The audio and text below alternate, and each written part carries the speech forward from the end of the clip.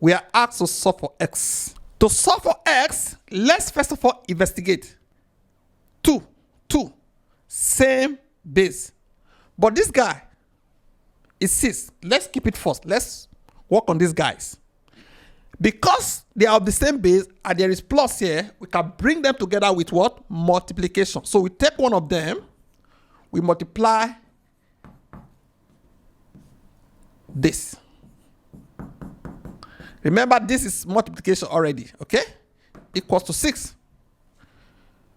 Now, there are 2 ways I can explain this for different people. I can tell you that I'm going to introduce 2 raised to the power 6. Meaning, if I put 6 here, I am still correct because this is going to give me 1. Right? So I can return this back to its former place. Because this and this are equal, I will equate this and this. That is one way I can explain this. I can also explain it by saying this is, I said, this guy need to come to this side to carry 6 so that this guy comes down. So any way you want to see it, you are still correct. So now, can do this one. This multiplied by this is 2x squared. This multiplied by this is 8x equals to, this is 64. 2 times 2 times 2 times 2 in 6 places is 64. I'm going to move this to the left hand side. I will divide throughout by 2. You agree with me?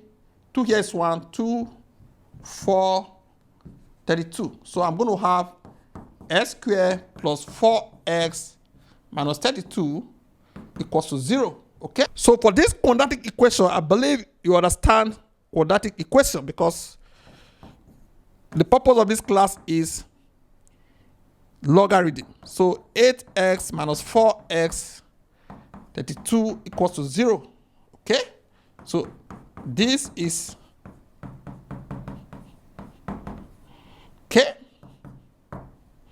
minus 4 here. Okay? That is s minus 4 s plus 8 equals to 0. S minus 4 equals to 0, or s plus 8 equals to 0.